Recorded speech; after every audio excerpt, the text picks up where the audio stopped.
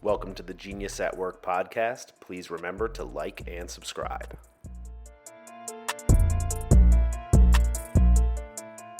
Hi, honey. What's up, Bo? How are you? I am high as hell. I am so high right now. It's Saturday afternoon. It's not even 1:30 on a Saturday afternoon. I feel like it's Saturday morning still for me. I don't know. I don't know why. Yeah, it's almost 1:30. It's been a very fast morning. Yeah. So fast that I hit the pipe outside and I got way too high. So this will be a fun one, especially because it's a little bit of a meandering episode based on what we just recapped. Mm-hmm. Well, we had to be out of the house this morning for some showings. Yeah. Fingers crossed. We've had a lot more of those happening here at Weberville. Yeah. Shout out to Johnny Wells. This is the guy you want as your realtor. This is our guy. I've talked shit about realtors in the past on this podcast. Austin realtors in general suck. Johnny Wells is the man at Revel Realty. Revel Realty, he's the dude. Go see him if you need your house sold, especially in a little bit of a rougher market, because he's been getting showings over here. Yep. And with promising leads, they're all people, he vets them beforehand, does follow-up calls after. So there was one couple that was coming through today that supposedly wanted to put an offer in on a house this weekend, and we were one of the faves amongst the competition. Well, let's not get too ahead of ourselves. But I gotta let the universe know what I want. I know. You did. I like it. And then over at Holly, where we have the Airbnb, he took that over, and in less than 2 weeks, he had more showings than we've had there in the last 4 months, and multiple offers, and we are under contract. Option period ends tomorrow. We'll see where that goes. Again, not getting ahead of myself. By the next episode, I might be on here crying about it, but we'll see. No, we're not going to be crying about it. We're going to be fine because it's going to work out. I genuinely believe that it will, but you never know. So but it was funny. No expectations. We were just talking before this started filming, and you were like, well, I don't I want to obviously sell this house and get out of it, but you're like, but right now is maybe not the best time based on everything we have going on between work and personal stuff, just a lot happening. The holidays are going to be here, and that's going to be a ton of additional stuff we have to deal with. So I'm not saying I don't want to move out of this house. Yeah, I'm not saying that. It's been the number one thing on my mind for 7 months now is getting out of this house and finding a place where we can have a gym and a place and build some community and et cetera, et cetera. But whatever happens. We'll take whatever the universe hands us. Yeah. This past week, I told somebody what we're doing in the showings and the Holly house under contract, and my friend was like, "So we're gonna move to?" I'm like, "I don't know. We'll figure that one out when we get to it." But I don't know. The showings seem promising, so I'll figure out where we're moving after that. Yep. So one thing at a time. So things are moving on the house stuff. Yeah. For those of you who've been following along. Yes. But I have my notes here because it's been a minute since we filmed, and we had a lot going on the past couple weeks. So I think one of my favorite things from the past. There's my on-call phone. Okay. Sorry, y'all. Boob emergency. Chill. We're back. Wild West. We're back. Sorry, I'm on call for work and I had a patient call. The phone has been wild. It's since Friday night, since last night. You've been dealing with a lot. I've been dealing with a lot. We'll get to that. I mean, while she was gone, I got a bunch of chicken here. Yeah, it's our lunchtime. Bear with me while I mac on this. Yeah. So anyway, back to what we were discussing. So all the things we had going on the past couple weeks, and one of the coolest things, we got to tour the Tesla factory. Yeah. The Gigafactory. Our buddy Paresh hooked us up with a friends and family tour of the Gigafactory, the Cybertruck, and Model Y? The Model Y, yeah. So the Model Y and the Cybertruck. And the Cybertruck is only made in Austin.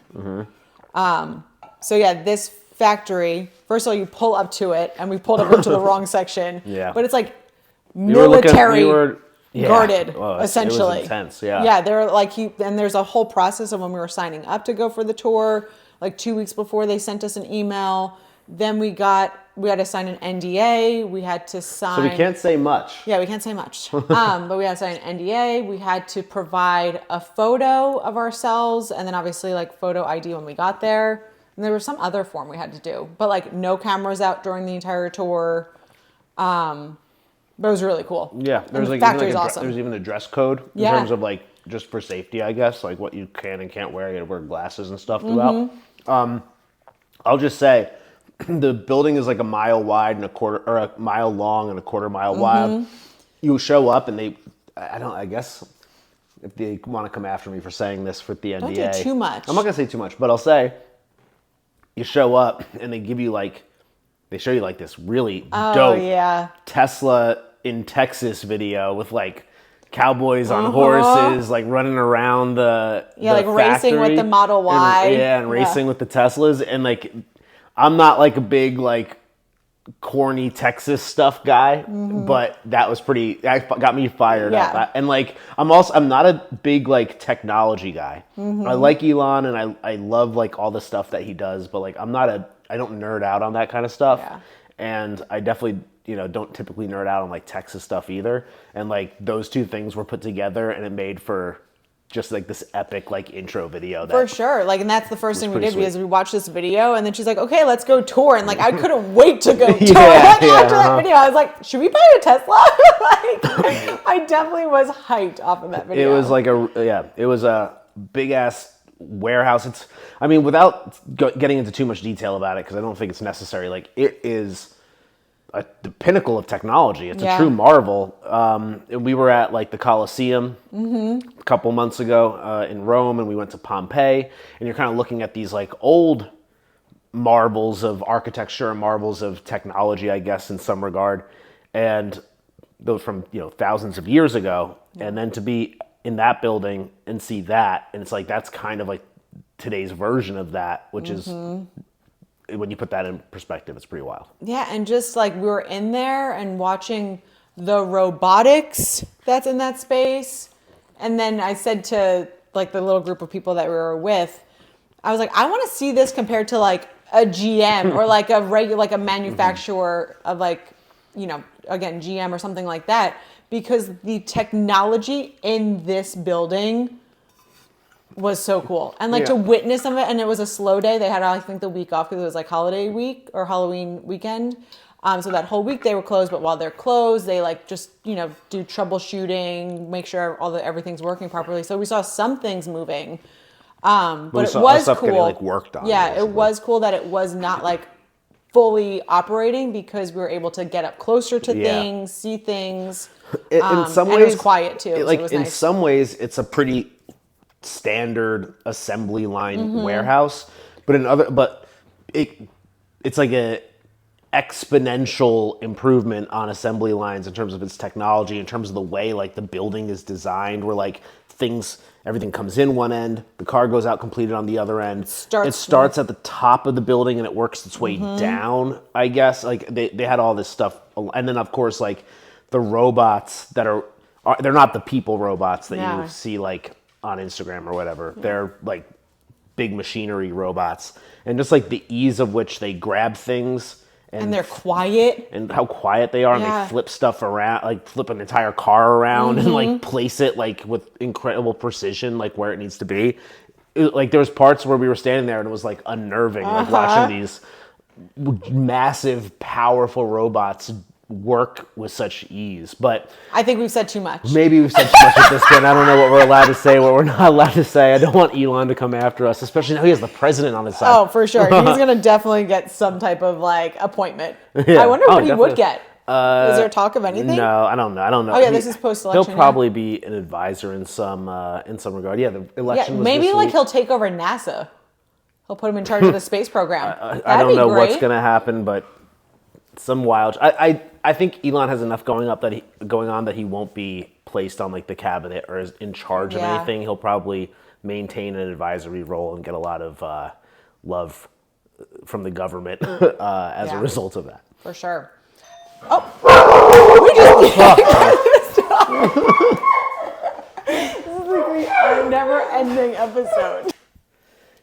And we're back. That was Brandon Tiggis decided to walk in and just surprise me halfway through. Very nice of him, but I was literally like, you gotta go. We've been interrupted too many times already at this point. I was like, was I a dick just now? No, Joy. Was I a dick? No, you're just honest. Like, we have to get through this. I was like, I gotta go. I was like, this is too much. But he lives in the neighborhood. He was doing his walk over here to come say hi. So anyway. I thought he was on a boat, but whatever. He was probably on the boat this morning.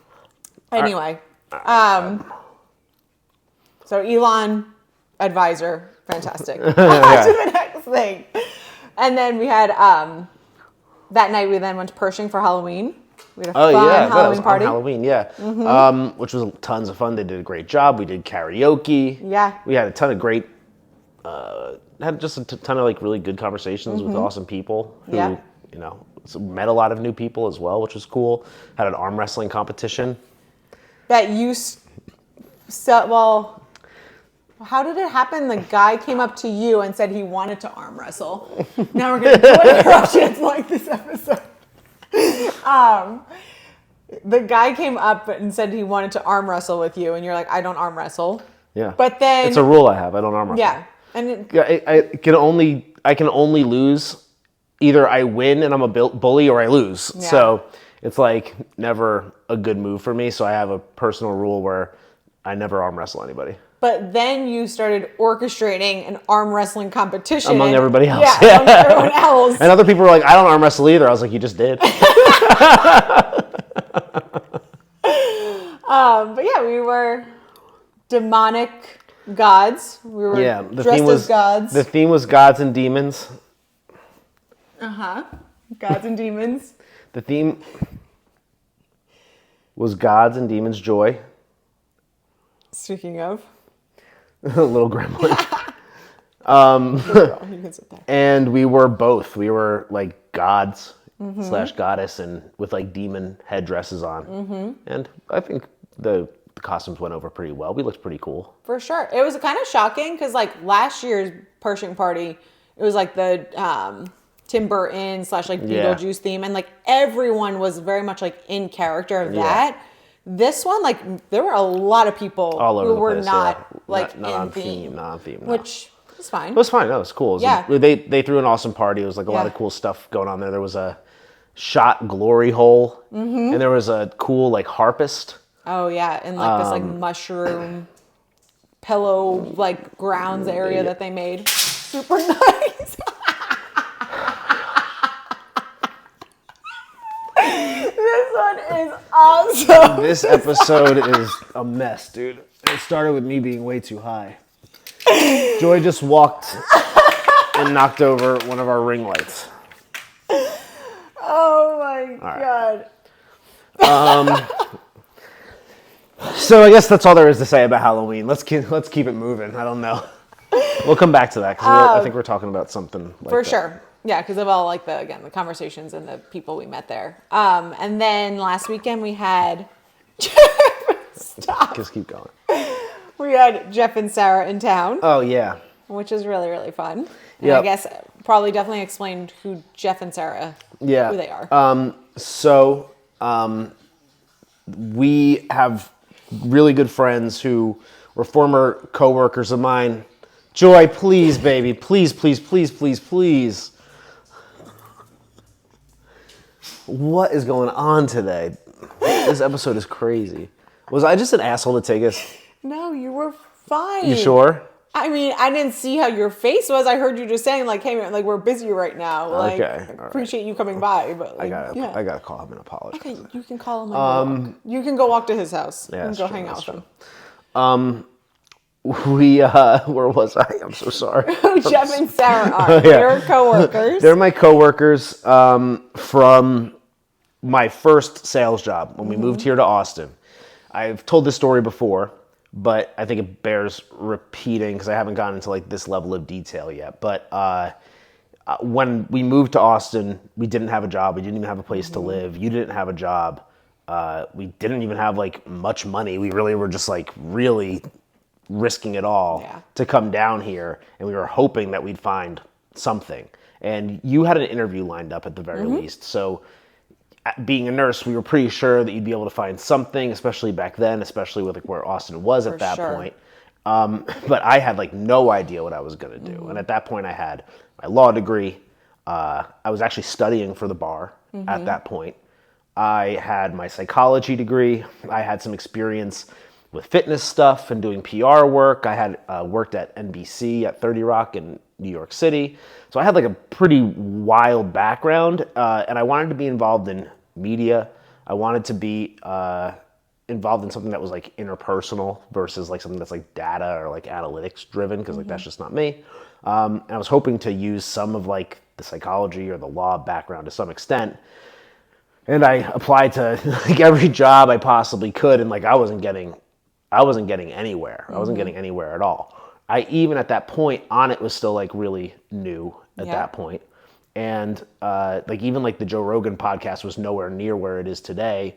And I kind of only knew it because I had one friend that listened to it pretty frequently. And I reached out to Aubrey Marcus, sent like a random email to him. He wasn't the Aubrey Marcus that he is today, but he was still somebody back then. And I remember he wrote me back saying like, we have nothing right now. And like, I'm going to keep your resume like in my like files, and like I don't keep many resumes in my files, something like that. It was like a cool email to receive.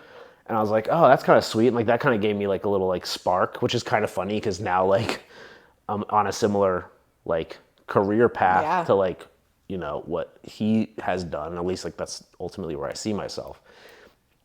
But like nothing that was like a good, credible job, especially given all like my back record, summa cum laude, like graduating with honors law degree, etc.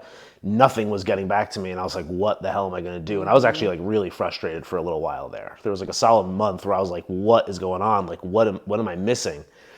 And eventually I got to the point where like I didn't want to apply to any of those like cold calling sales jobs. That was not something that I was interested in. I didn't think I'd be good at it, quite honestly. Like I you don't have that. I didn't have that experience at all. I truly thought that I was going to be like really bad at sales at that point.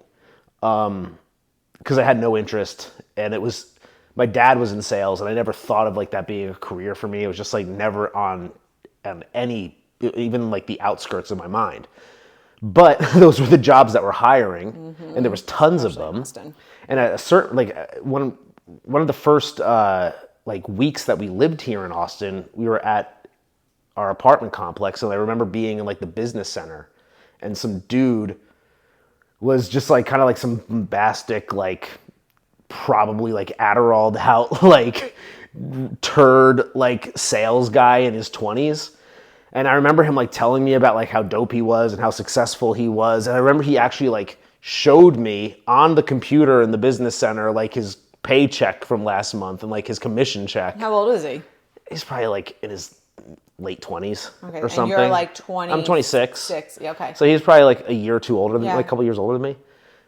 And he was like, yo, look at this. Like, I work at Main Street Hub. Like, you could come and work for us. Like, and of course, those companies like pay for referrals because they want salespeople coming in the door. So now I know that he was like trying to recruit me, but that was like so far from my like what I wanted to do at that point, or what I even thought I was going to do, that it was not even like on my radar. But there's like in Austin, Signpost, Outbound Engine, Main Street Hub, Yodel, all kinds of companies like that. Signpost was probably the smallest and the least well known at that point. And I walked into, and I don't even know like why I chose Signpost, because it was the first one that I applied to of those types of jobs. And I walked in and to my interview, and I sat down with Jeff, who was the director of the office. I immediately like connected with him in like a way where I was like, oh, like I want to work with this guy. Like this guy's fucking awesome. I remember he asked me about like workout stuff, and before we were done with the interview, he asked me what pre-workout I used. So like I could tell that he liked me too, and we were like vibing really hard. So at that point I was like, I'll work for that guy. Like I'd give this a try.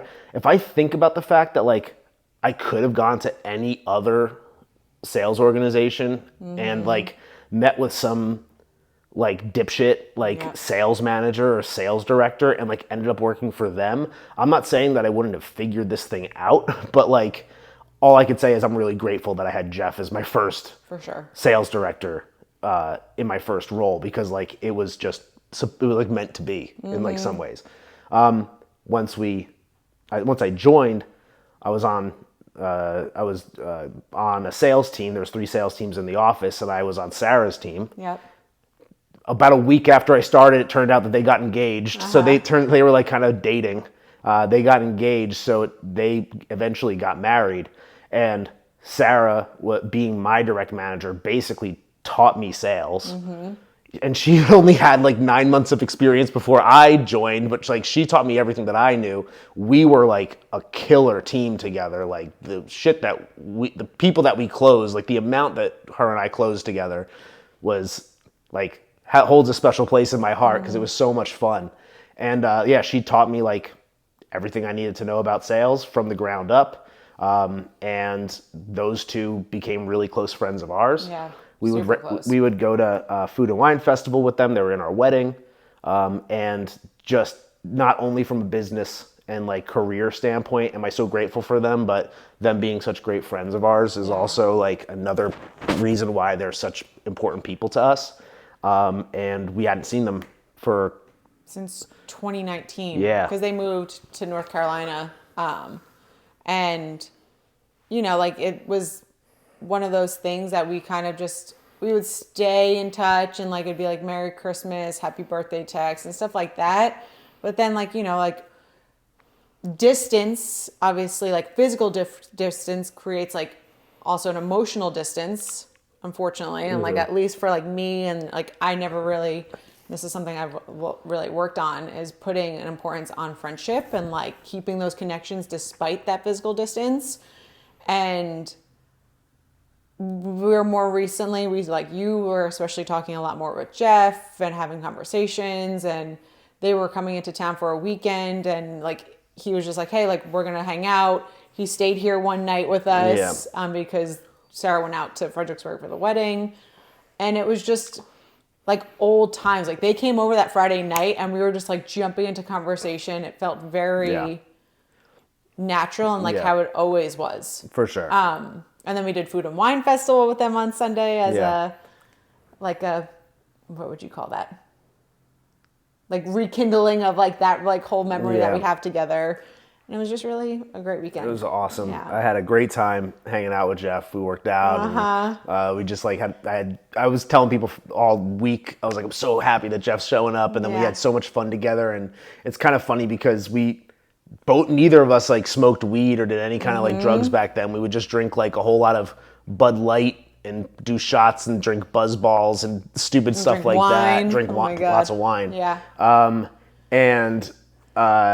Now like this weekend, like I think we had like 2 drinks at Food and Wine Festival, probably. I think like maybe everybody had like 2 drinks max at Food and Wine. Yeah. And I think I had like 1 tequila at dinner that Saturday night or something. Like we weren't drinking much at all, and like Jeff and I were high the entire weekend. We were smoking weed and doing mushrooms like from start to finish. I don't know if I was going to say that. My bad.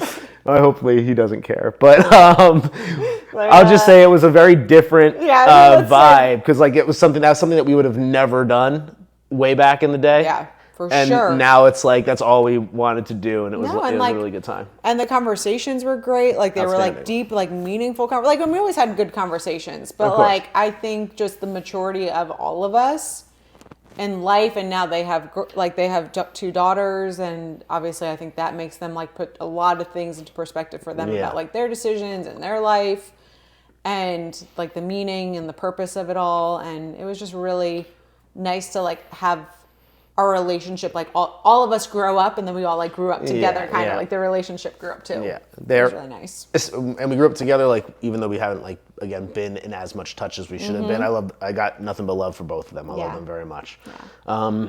And then what else? Then the election was this week. Yep, election. We won't say too much about it. People I think probably know where we are on that. But The majority spoke. That's USA. USA. The majority spoke. USA. So that's that. So we'll see what happens the next 4 years. Where's Rogan going to be on the advisory board? I don't know. They're saying that he might make Dana White his what is it called? Communications director, or like the press Really? person. I don't know if that's true. Oh my gosh. That. It's going to be an interesting 4 years for sure. And then probably the thing we should definitely obviously recap on is the release of the last episode, or last 2 episodes. Yeah. We had the release. You were very smart and you broke it up. That episode. That was Jay's idea. I cannot take credit for that. I was planning on putting the whole 2 hours out at once. And not only did it work out perfectly that it was about an hour between my like big blow up and your big thing at the end about like my misogyny. So it kind of like worked out where like both were like legitimate episodes independently. But it also gave us an extra week to kind of like do so. Because the reality is we have to come up with something to talk about every week. Like our life is cool, but it's not like that exciting that like we have something to talk about every week. I can't even believe people are tuning in at this point, but like, thanks for watching. Yeah, thanks. I appreciate it. Gave us an extra week to save us the time of recording and coming up with something to talk about. So I guess, what do you want to say? It was, I liked the feedback we were getting from people. But shout out to Jay for coming up with the idea of splitting it into 2. That was a good idea. But it was just nice to like, especially after the first episode dropped. I mean, people were texting and saying like, I can't believe people were asking you these questions. We got a lot of people reaching out pretty quickly. Very quickly. And then in person at the Halloween party, the same thing. People were coming up to us and talking about it. Like there was a moment that like the subject wouldn't change off of like the podcast and like the questions people were asking and the fact that we felt like we had to defend ourselves and that at Halloween, it was like we were talking about it for like what felt like it was an extended period of time. I literally at a certain point I'd be like, us bringing no, of course, yeah. I was literally like, actually what I said was, I was like, listen guys, I don't want to talk about our podcast all night. Well, I do, but I don't want you guys to have to talk about our podcast all night. But like that's like where it was going, was just like which is fun and it's awesome, but like, it's also like it's still just new. It's very new, and it's definitely a new feeling. But I really appreciate it. Like, I mean, it caused such like an emotional reaction from like our friends and from our people that like surround us and love us and know us. It was the level of like investment that these people had. Because I mentioned on the last podcast that I got recognized from the podcast, and even that week there was a few other people who had mentioned it to me. And since then, it's been 3 weeks, and every single weekend there's been multiple people discussing it. And I think like the last episode is one of the reasons why, because like there's a lot, I guess, to discuss as far as that's concerned. But like it's been an ongoing topic of conversation, and everybody is so like invested in it. And like that's the thing that is like really cool, and it like makes me really happy. And it makes me go like, okay, like we're doing the right thing here. Like clearly, like it's like what we're doing is clicking. But like it's also weird to just be like sitting like for me to have a conversation with somebody about like the podcast that I put out that they were watching that I like didn't watch with them. For sure. And one of our friends was saying, she basically was like, you need to open it up so your audience can have commentary. I have my own things to say about this, and how dare the people ask these questions. And it was really nice, again, to the fact of like people coming up and talking, but like obviously it's resonating with people, because out of that conversation, our friends were saying like, yeah, like in our relationship, like we do this and this, and like I know people think that like I don't support enough or I don't do something, but it's like they don't see everything else I'm doing. They don't understand. And so it really was just a nice conversation. And my friend was basically like, yeah, I'm talking to you about your podcast for me to basically just tell you like how I'm dealing with things in my life. And I'm like, perfect. I'm like, that's kind of what it's there for. About. It's like to have this open communication and show like everyone's going through like the same shit on some level. I mean, like I even said on the last episode that like, or I guess it was technically 2 episodes ago now, I said that, when we were initially reading the questions, I was like, we can't get defensive. We have to like be cool about this and just be cool. Like, I almost like politicians, like get out here and like, you know, talk diplomatically and like politically correct about the answers and stuff, and like come up with like a response. Was like, that I realized really quickly we shouldn't be doing that. First and foremost, like we should. The conversation that you and I were having when we would read the question was like, that's what the conversation should be on the podcast. So we really did a good job of like not telling each other all that much what we thought of the questions as they were coming in, and instead like saving it for the podcast, because I wanted the podcast to be as authentic as possible in terms of how I felt about the things that were sent in. And again, like lots of good stuff, and I appreciate everybody who sent in the questions. I really do. I know. We need to like we need to do that like again, because we still have like a ton like to go through. We just I would burn those. I would ask for like more questions to come in, but I really do appreciate the good ones and the ones that were tough. I genuinely mean that. And like the reason why that one like really irked me in particular was because like to leave my career where I was making really solid money. We had a really pretty fun and enjoyable lifestyle without having to do that much work. Yeah. With a certain level of like safety and security and certainty, where we didn't have to really worry about much like in any regard, and to just like kind of coast in that way, to throw that out the window and then have the gym kind of get pulled out from under us, more or less, and then like kind of start the year and not really know what to do, and continue to forge forward like that, and to continue to watch you go to work every day while I'm sitting at home like working through that. I would say figuring it out, but I've stopped using the term figuring it out. I've started to say working through, to like work through what that looks like, and to, for extended periods of time, be doing something that is like fully made up in my head, basically like building a brand and a business and a company that like it's nothing that exists, and I have to start from scratch. And it's also like kind of like a wholly unique concept that I'm not following like other people's paths. Like I'm carving my own. Like Elon, baby. like a lot of geniuses. Yeah, exactly. Like a lot of geniuses. Like I'm doing something that's like my own.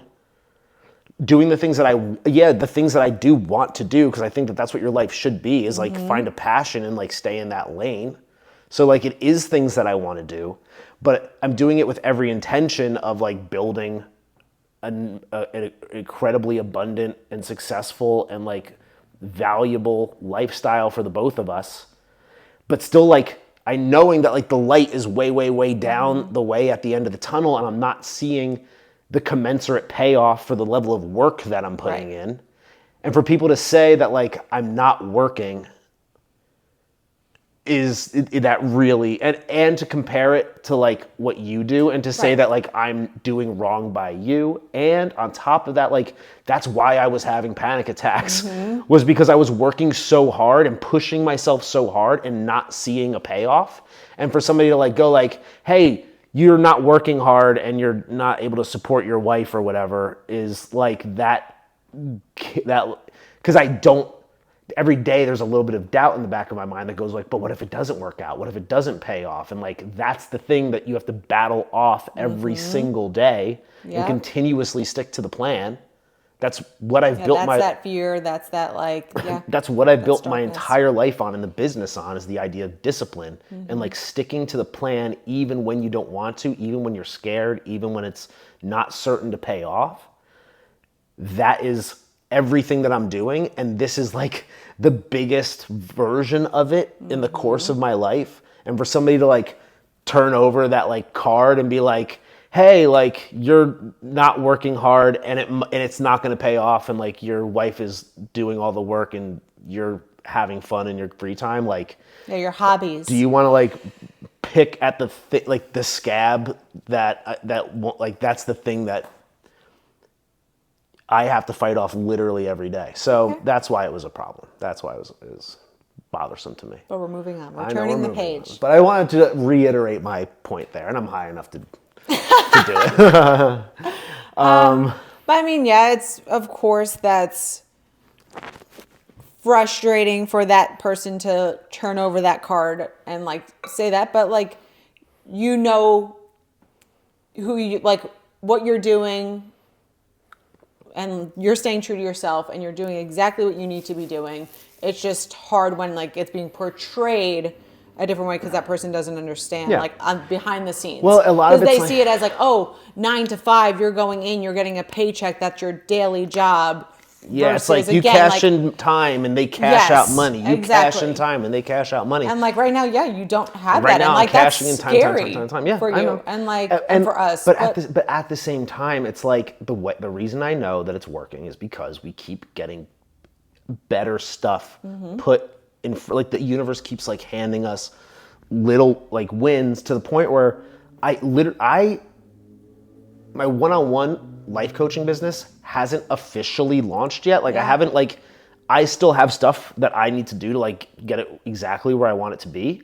And I didn't even want to start selling clients yet I have clients, and I have like even more people who are coming out of nowhere saying like, hey man, I would love to chat. And like, I'm not even selling yet. Like I'm not even ready to sell yet. And like people are coming to me, and I'm like really like thrilled to have those opportunities. So like once I do turn on the faucet and I want to be having these like more and more consultations, like I feel like the universe is telling me like, yeah, you're on the right track. You're doing all the right things.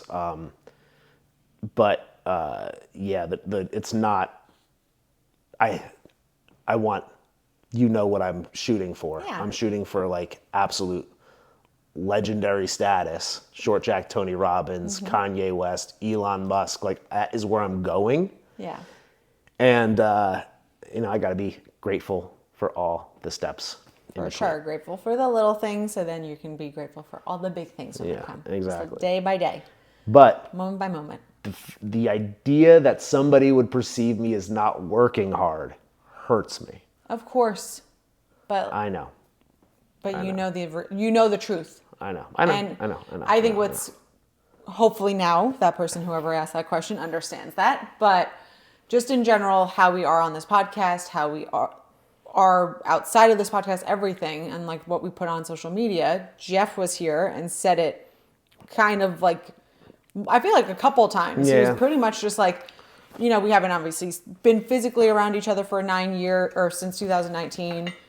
But you are exactly who you are putting out there. Like the clips I see like on Instagram of the podcast and the conversations you're having, like it just all comes very like naturally for you. And like, as we're sitting here and talking and connecting all weekend, we were having great conversations. And he's like, wow, like, yeah, you guys are just exactly who you are. Yeah. And like what you're putting out there. I'm like, yeah, I'm like everything. And like that, and again, that goes back to like the questions. Like I didn't want to put on a fake front in terms of like, well, you see, you're right. Like maybe I should, I don't know. Like, I don't know what even like the diplomatic answer to those questions would look like. Yeah. Cause I haven't thought about it, but right, like, it's not us. Yeah. So, but like, that's what I want is I want what I'm putting out there to be like a very real, authentic version of us, and like not at all like sugar coated.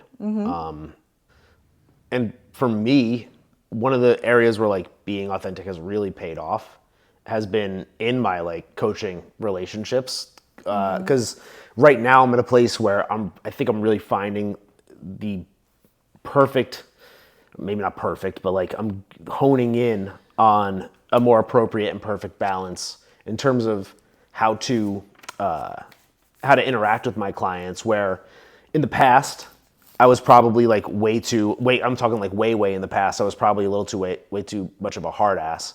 Then I probably got a little too soft on people in terms of like, not holding them as accountable as I should. And now I think I'm kind of really honing in on that more authentic, like true middle.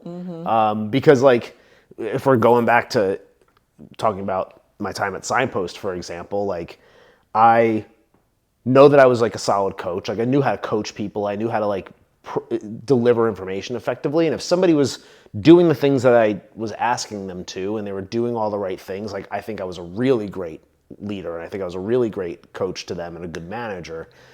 Because like, if you're doing the things, even if it's not like going 100% the way that we want it to, if you're doing the things that I'm asking you to do, then like you're crushing it. Right. And like, taking the coaching feedback.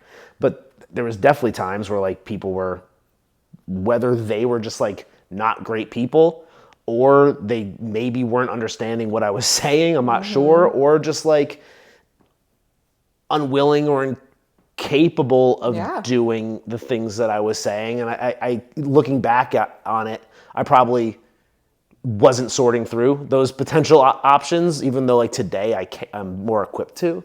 I think like I was really hard on people that were not getting the job done and doing the things that they needed to do.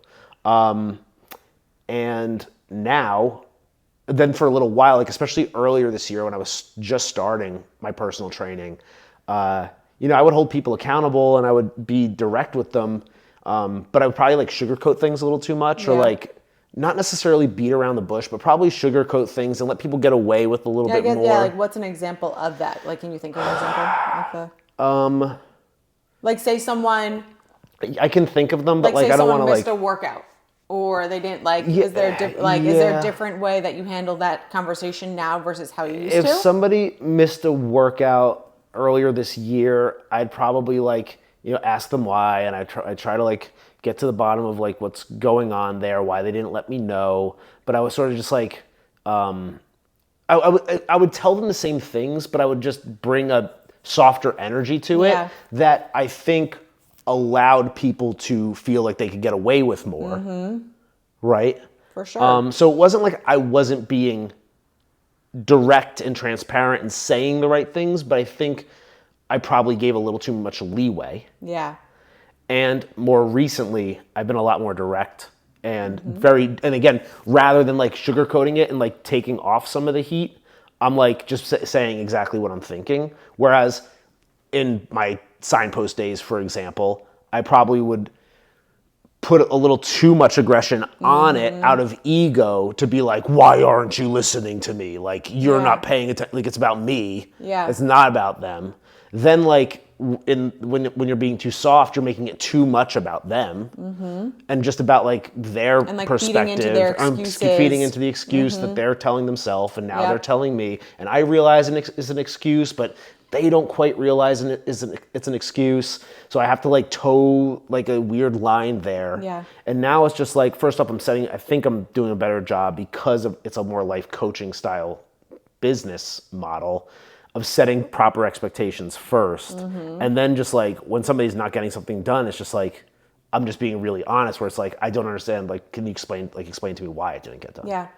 And I think... And like, it's more of like a conversation, but at the end of the day, if the thing didn't get done, then I know that you fucked up. So like, let's have you walk through how you fucked up, as opposed to like me walking you through how you fucked up. For sure, because that's like also helping them to grow and learn and understand themselves and learn who they really are. Like, instead of you pointing out, oh, this is what you did wrong, someone's not going to necessarily learn from that. But if someone is thinking about like, okay, what did I do? How did I mess that up? And how can I not do that again?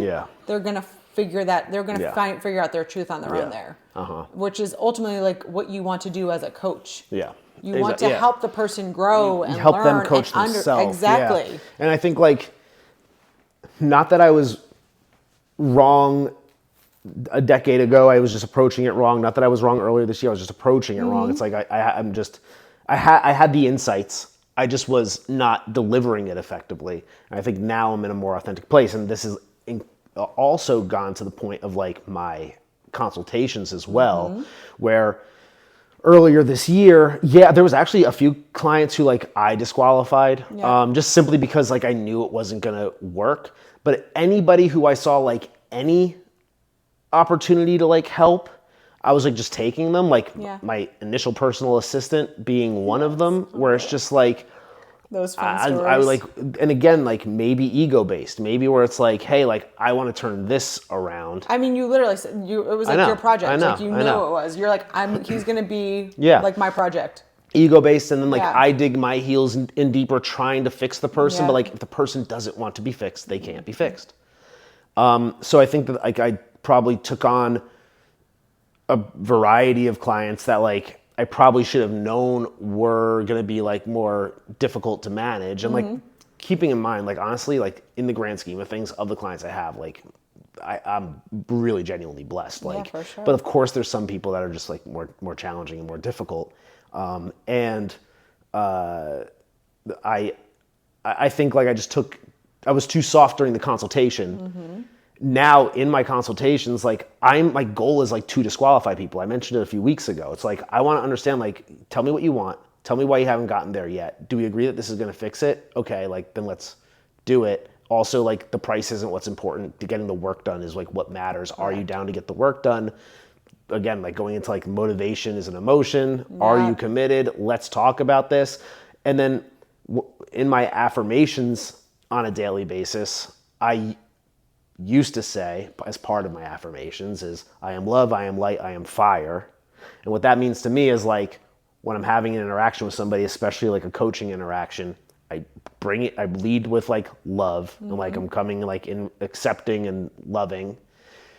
As I start to see like if there's an opportunity to help out, then I shine light on the issue that is happening, and I'm like pretty broad and general about it, and see if they're able to see it on their own by shining the light on it. And then if they are refusing that, then you have to turn up the heat and you bring a little bit more fire, a little bit more flame, and you are a little bit more pointed in the way that you're saying it, a little bit more direct. And then you start to see how they react to that singeing and that burning. And I have a tendency to like, I can turn that heat up really high, which is my blessing, but it's also something that I have to wield like effectively. And back in my signpost days, I probably didn't wield it all that effectively. I probably turned the heat up a little too much. Yeah, but even just like your personal friendship relation, like at that point too, you were definitely the one who was pointing it challenging out. People. Yes, I would challenge people a lot. Time. And I still do. I still do challenge people. Yeah, but like, it's in a different way. Yeah, because what I realize is like, I used to see how high I could turn that heat up and see like what kind of reaction I'm going to get out of the person. Yep.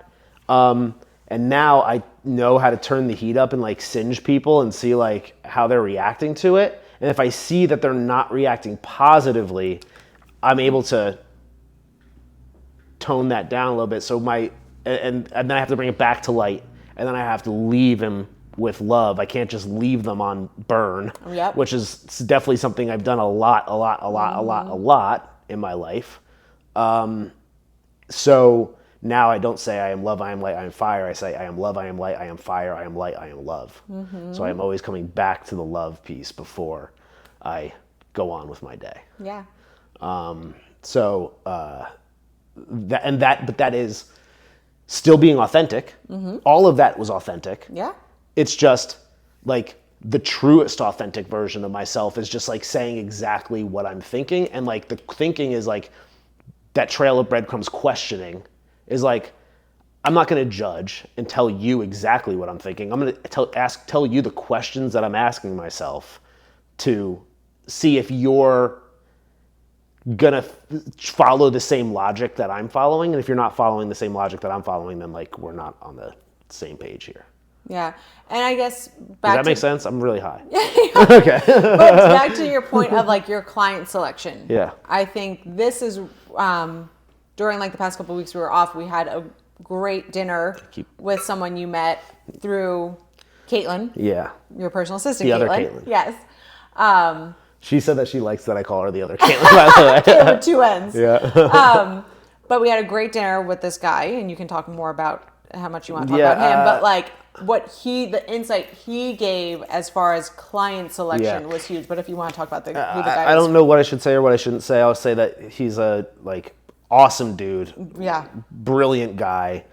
Like outstanding executive coach based here in Austin who's worked with a lot of amazing people. Met him through other Katelyn.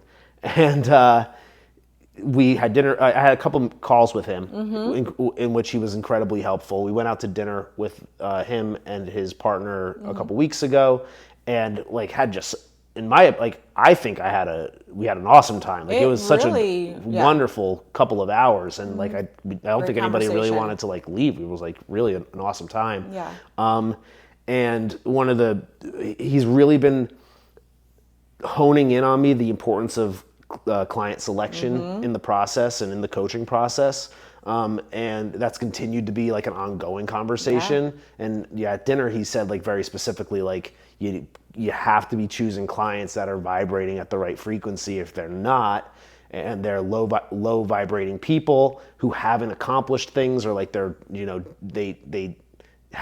don't have a reason to believe right now that they have the ability or the capability to do these things, then like you can't choose those people because like they're not willing to help themselves. And then especially if it's early on, it's going to start to hurt your confidence as a coach. Yep. And your ego is going to get bruised. Yeah. And you're not going to be, because you're going to think like it's a you problem, but it's not. It's like you're hiring the wrong people. Yeah, and like when he said that, I was like, holy shit, like that makes so much sense. Because of course, like if you're working with people who are constantly like, you're having to like, they're not holding themselves accountable, like they're not doing the things, then of course that's gonna like bring you down and be like, oh my God, like I must like suck at this. Yeah.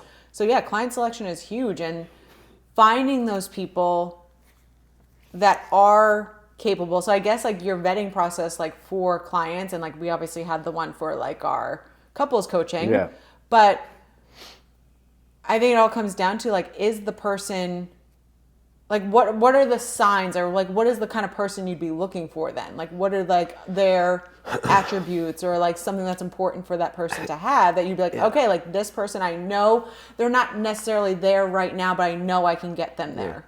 So I mentioned I think I'm going to be training at Squatch or at Coliseum in Squatch soon enough, which is cool. I think that's going to happen. I'm not going to say that just yet, but I met with Jason, who's the owner over there at Squatch yesterday. I had an awesome discussion with him too. Like another really like dope dude who I got along with really well. And he asked me like a very similar question, which is like, what do you look for? And people are like, what's like the one thing that could tell you like everything you need to know about a person? I said like how honest they are with themselves, and like goes along the lines of what I was just saying about like authenticity, and like rather than being egotistical and imposing my judgment on them, and rather than being too easy and like backing off, like just saying exactly what I'm thinking, which is the line of questioning that I'm asking myself. If they're able to be honest with themselves when I turn the heat up, that tells me, okay, like this is a person who is looking for the truth. Maybe they're not like willing to do the right thing based on the truth right now, but like that's not the question. As long as you're looking for the truth in the first place, and you're going to be honest with yourself, and you could turn the mirror on yourself and go, you know what, you're right. Like that is a problem that I have. That's the thing that lets me know, okay, like this is somebody that I can work with. So you're saying if you're putting the fire on them or the heat, and they're not running away from it, they're like maybe having more like follow-up questions, or show like a level of engagement. Yeah, if I turn up the heat and they're getting like defensive or reactionary, or upset or pissed off or sad or scared, like I know that like, and like sad and scared and all that stuff, like that's supposed to happen, but like, do you just run away from it and like continue down the excuse path, or do you like go, you know what, you're right, I'm lying to myself about this, or you're right, like this is the way that this is what I probably should do. Yeah. Again, saying that they want to do the thing that they should do, or that they're gonna do the thing that they should do, that's the next step that we have to get to. Yeah. But it's simply, do you see that this is the right thing to do? If they can admit that to themselves, that's where it's like, okay, we got something here. So that's like funny that you're asking that, because that was like literally what I just had a conversation with him about yesterday. And why are you like smirking? Because I just realized that something happened in the past 2 weeks too, that you had a conversation with a friend of a friend who you've been like chatting with. Yeah. Do you want to talk about that? How you did that conversation? Because I mean, that is truly like an example of this. Yeah. Like it's kind of like. Yeah. I just don't know how much you want to like. Yeah, I guess so. I will say that. So. Because this is like a perfect example of kind of that situation. And it just came to my mind. Without saying too much. So this is somebody who I met earlier this year. Nice guy, cool guy, tons of potential guy. Yeah. Tons of potential guy. Also, I would say like seemingly pretty honest with himself. Seemingly very honest with himself. He was interested in like working with me, and kind of like kept pushing it off, which like that's how most people operate until they like have enough leverage to make a decision. And this person also has different coaches for different areas of his life. So he's very much open to coaching growing. for sure. Yes, for sure. It's not like his first thing. And like met with him in like early August and had the first real, like, even though we'd been like hanging out a couple times before that, this was like the first conversation that was like really about him and helping him. Gave him some pretty direct feedback there. He said that he was like interested and he had a couple things he needed to take care of and we should meet a month later. So I told him like what he should be working on in the meantime. Yeah. We got to September, and this was like when we came back from Italy, and he had made progress in one area, but that was the area that he was already making progress in. The thing that was struggling was the thing that I told him, like, you need to fix this. Like, this is the problem now. And like, if you don't fix it now, it's going to become more of a problem. And in September, it seemed like it was more of a problem. And then a couple weeks ago, he sent me a text saying, like, can we talk? So I was going on a walk later that day, and I had like that walk free was supposed to be my introspection time, but I gave it to him. And he told me that exactly what I said was going to happen happened. It happened for the reasons that I said it was going to happen. The things that I told him could have fixed it. And he's walking. I let him talk for like the first like 30 minutes with him, like telling me the story. And I was very direct with my feedback. Because at this point, I've told you the same thing twice. Yep. After the first time, it got worse. After the second time, it's now the worst place it can be. Yeah. You are telling me you're at rock bottom, essentially. So, like, at this point, like, I have no choice but to just like tell you, like, I was nice the last couple times. Now, like, I'm going to lay it all out to you and tell you, like, dude, like, if you did what I said last time, also, like, quite frankly, like, sorry, like, you're taking an hour of my time. You're not paying me. Yeah. For sure. Like, this is what I do. And like, I don't do this for free. Yeah. Like, you're a buddy, but like, you're not my bestie. Yeah. Like, if you're Tigges, who I have to call, like, I'm going to give Tigges all the advice he wants in the world. I'll give Jay all the advice he wants in the world. But like, I'm not a free advice machine. Yeah. And especially if you're not going to take the advice, that's and the then thing. you come back, If you're taking the advice and making progress, then great. Yeah. If you're taking the advice and not using it, then like now you're just wasting my time, wasting both of our time. And you just want to get on the phone and like complain to me. Yep. And just like bitch, and it's like, yeah, like that doesn't work anymore. Dude. No, yeah. So I literally was like going on this walk, and by the end of it, I said, like, here's what you should do. Also, like, I know it's not what you want to hear, but this is what you have to do. Yeah. So, like, what do you think your next step is? Yeah. And he, like, I had to, like, battle with him to tell him what he thinks the next step should be. And by the end of the call, he was like, Jared, I appreciate this. I'm going to write all of this out. I don't know if I'm going to take your advice. And I go, the fact that you're saying that, I know you're not going to. Yeah. And then in 2 months from now, you're going to call me again, and you're going to tell me that things are in the same place as they are right now or worse. And I'm going to tell you, well, 2 months ago, I told you what to say. And 2 months, just like today, I told you 2 months ago, I told you what to do. And at that point, I'm not picking up your phone call anymore. Yeah. And like, that's the way that it should be at that point. It's just like, dude, like, if you're not helping yourself, like, I'm not reaching out to you to help. You're reaching out to me for help. Right. So like at that point, it's like, yeah, I'm going to leave you like on burn a little bit because like you're wasting my time. Yep. And back to that whole conversation that we had with the executive coach of saying like who you're like talking with and who you're giving your advice to, how you're spending your time in your coaching. It has to be of like a certain level of person. Yeah.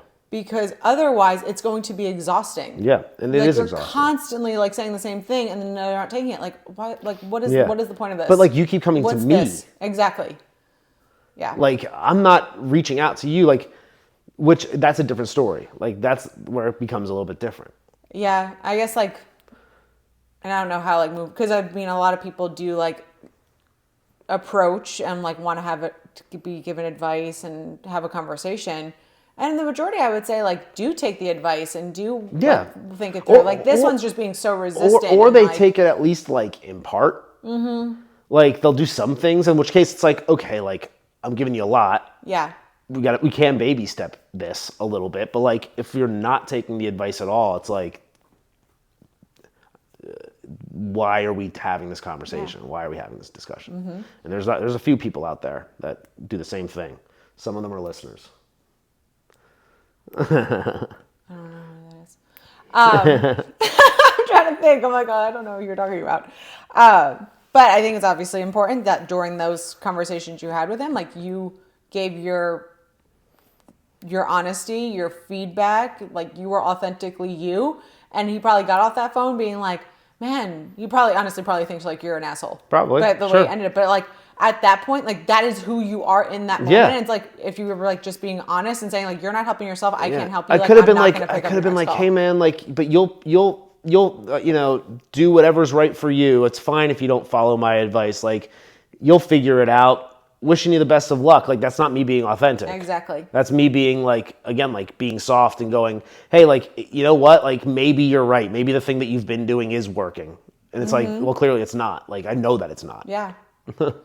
And even if the thing that I was suggesting doesn't work, at least it's not the same thing that you're doing now, like, which clearly isn't working. So, like, at least take some sort of change in direction. Yeah. But anything else? I think we're probably pretty good here. That was like a long one, and I'm high. And I have to call Brandon and tell him I'm sorry for, like, kicking him off my property. Get out of our house! I have to apologize for Joy for literally kicking her out of the camera frame. Oh. I don't right. think there's anything else. Well, just be yourself. Be authentic. Be authentic. Peace. Breath by weed.